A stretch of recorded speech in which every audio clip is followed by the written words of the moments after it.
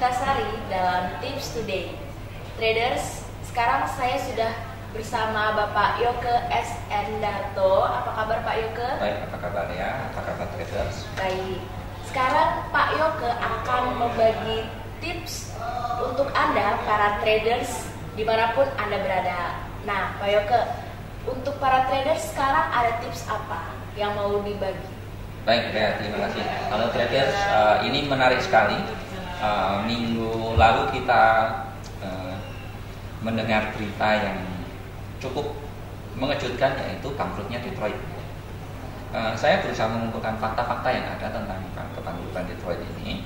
Seperti kita ketahui bahwa dahulunya ya, Detroit adalah sebuah kota industri otomotif ya, yang terkenal dengan lapangan pekerjaan yang sangat bagus di Detroit, dan faktanya adalah di tahun 1960-an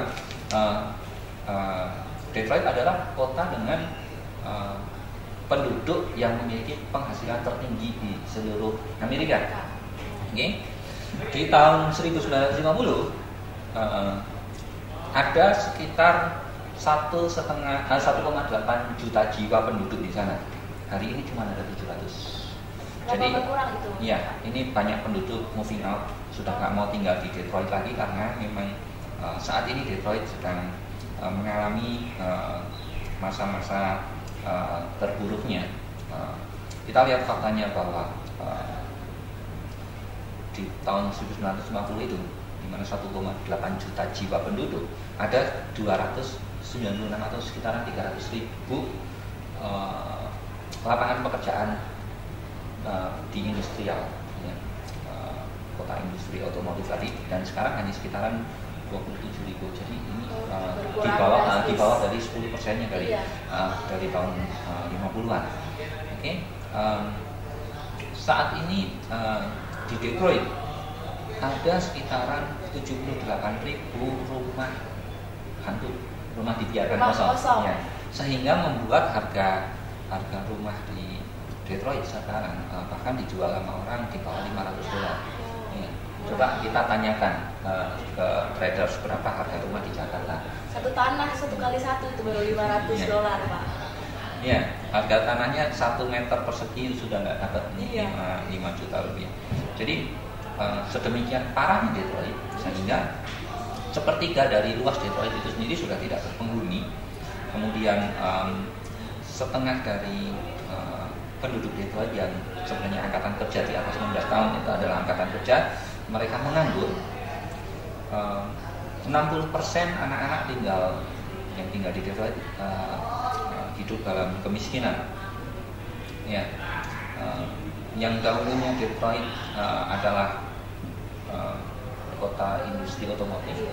Saat ini Detroit hanya hidup dari pendapatan pajak kasino yang besarnya hanya sekitaran $11 juta per bulan.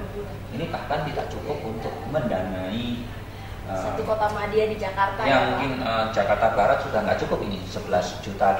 Kalau kita bicara bahwa ini harus bayar gaji PNS, layanan publik, polisi dan sebagainya. Ini ada yang satu yang menarik bahwa karena saking nggak adanya uang di sana, sepertiga dari ambulan yang ada tidak beroperasi. Hanya sepertiga yang beroperasi. Jadi yang 2/3-nya nganggur. Bahkan ada beberapa ambulan di Detroit saking seringnya dipakai, kilometernya sudah di atas 250.000 kilometer. Putaran kilometernya ini parah sekali. 40% lampu di Detroit, lampu jalan di Detroit mati. Jadi kalau malam Detroit itu serem sekali. Makanya polisi di Detroit kalau ada pendatang mau tinggal di Detroit akan dinyatakan enter Detroit at your own risk. Jadi resikonya ditanggung sendiri. Anda mau tinggal di Detroit, silakan resikonya ditanggung sendiri. Karena data yang ada bahwa tingkat kejahatan di Detroit itu 5 kali lebih tinggi daripada rata-rata tingkat kejahatan nasional. Dan angka pembunuhannya 11 kali lebih banyak daripada pembunuhan di New York City. Anda bayangkan kalau Rea mau tinggal di Detroit mungkin rumahnya perlu dirangkeng besi sebanyak-banyaknya. Ini disebabkan karena nggak ada anggaran untuk membiayai operasional termasuk di dalamnya polisi, yang harusnya kalau polisi di Indonesia 24 jam non-stop ya, di Detroit hanya 8 jam. Jadi sepertiganya. Ya, jadi kalau misalnya sudah malam ya polisinya juga sudah pulang ke rumah, nggak ada yang dinas. Nah, Pak Yoke, berarti apa sih dampak yang akan terjadi? Apakah dampak dari bangkrutnya kota Detroit ini akan mempengaruhi kita semua atau gimana? Jelas. Jadi wali kota Detroit ketika berbicara mengenai kebangkrutannya ini yang sekarang menjadi bahan olok-olokan orang di Amerika, mengatakan bahwa ya memang Detroit adalah yang pertama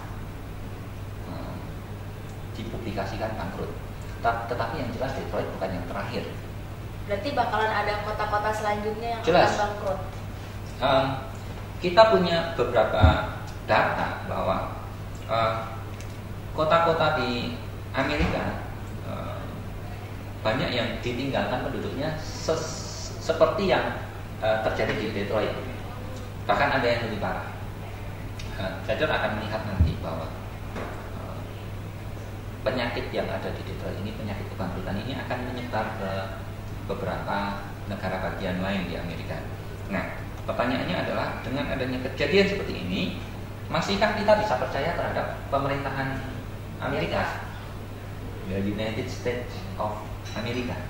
Nah, di sini tentunya ketika hal-hal ini mulai diblow up satu persatu, kepercayaan publik global, terutama investor global terhadap pemerintahan Amerika, terhadap financial system atau sistem keuangan yang ada di Amerika tentunya akan turun, dan ini akan mempengaruhi yang namanya indeks dolar. Tentunya ini adalah peluang untuk Anda para traders ketika terjadi berita-berita semacam ini, indeks dolar Amerika akan turun dan pasangan mata uang atau komoditi tentunya bisa terangkat lagi. Demikian tips today hari ini bersama Pak Yoke. Terima kasih Pak Yoke sudah berbagi dengan kami.